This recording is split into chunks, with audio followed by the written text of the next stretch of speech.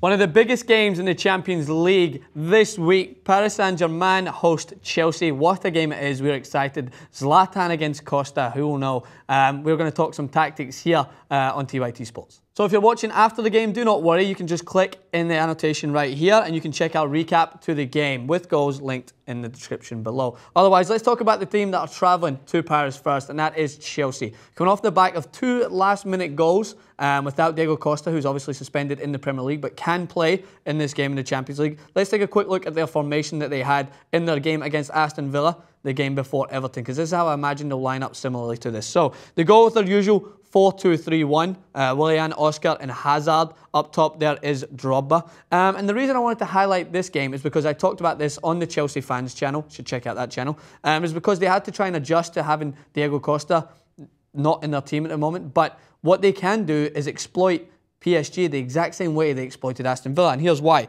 So what's going to happen is I imagine Diego Costa is going to come straight back in. I don't think that Cuadrado will start. I imagine they'll go with Willian, Hazard, and I think that Oscar will play as well, because Fabregas, although he said he's doubtful, I think he'll come back because he got 10 minutes at the weekend. I think Mourinho's just testing him out to make sure he's good for the game against PSG. And the reason why I think they should stick to the way they played against Aston Villa is because Aston Villa give up a lot of room in here, and PSG do the exact same thing. Obviously, PSG have much far quality players, defenders. PSG drop way back. And they have obviously good holding midfielders with Matuidi and Mota. Usually they change from a 4-4-2 to a 4-3-3. And it's Matuidi, Mota and Verratti who plays in there. But that'll leave a lot of space in here if one of them's caught too high up the field. Mota likes to wander a little bit, and it'll allow room for Hazard to move forward and Diego Costa to play right on the last man. If you watch PSG in their game against Lyon, the last game, that is exactly how the goal was scored. Lyon were allowed two chances to move the ball out wide here. They had it in this area, they dropped it back, they launched it in, and it was a great finish in the end up, and Lyon managed to get a goal and take PSG to a tie. And I think that this is where Chelsea can exploit them. I don't imagine there'll be a lot of goals. I think Chelsea have scored 4 goals in the last 3 games. PSG have scored 3 goals in the last 3 games. It's not going to be a massive blockbuster 3-3. I think that will come down to 1 or 2 goals in the game. So that's where I think Chelsea need to exploit them. Willian's on a hot run of form at the moment with his good goal he scored against Everton. But I think the key is going to be, as I said, Hazard playing in this area with his dynamic runs. He's just signed a 5-year deal. He'll be high in confidence. Play on the last man. Work David Luiz and Thiago Silva. Make sure that they back up into their own box and they can leave room for Hazard to stem through. I did say the exact same thing that happened against Aston Villa is they need to utilise that man. One of the best players in the world at the moment. But a problem that Chelsea might have is their defensive capabilities. Talked about it again against Aston Villa. They almost conceded against Everton. It's the wide areas. What happened against Aston Villa is, say this was Aston Villa against them, it was Oscar who happened to go one-on-one to the wide player for Aston Villa. What happened to good old-fashioned pressure and cover? They needed someone in here to cover in case Oscar get beat one-on-one, which he did against Aston Villa. Ball was whipped in the back post. They conceded. PSG happened to be one of the best teams at attacking from wide areas. And you ask why? Here's why. Let's take a look at the player spotlight for PSG's hitman.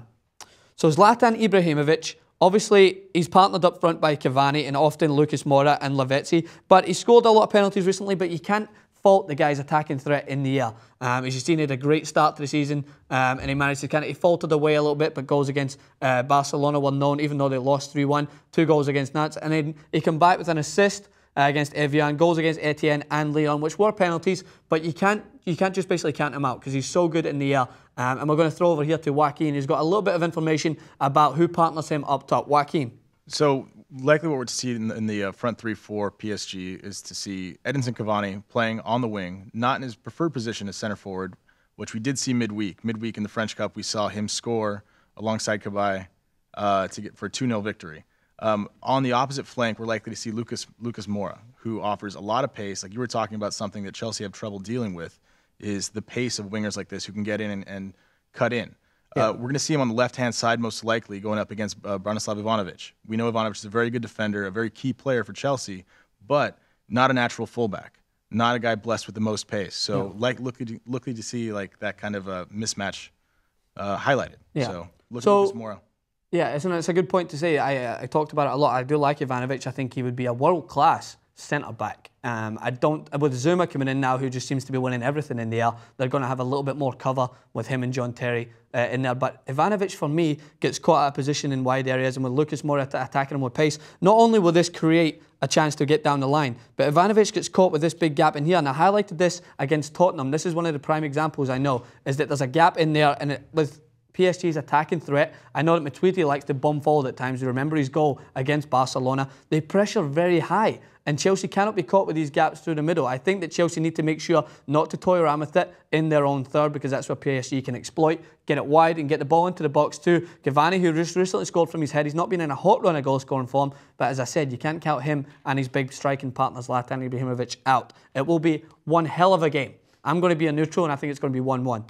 I think it's going to come back to Stamford Bridge, where I imagine that Chelsea will slightly sneak it, because Jose Mourinho, tactical genius, he knows how to break teams down, knows how to use their weaknesses against them. I wouldn't be surprised if PSG took a victory at home, but I think 1-1 is going to be a safe bet for me. Probably goals from Ibra and Costa. And if you want to see what it would be like switching those both players, check out our FIFA clip, which I switched Ibrahimovic and Diego Costa to try and switch things up and see how both teams would play. You don't want to miss that clip. Stick around. Plenty more Champions League coverage on TYT Sports. Don't forget to subscribe.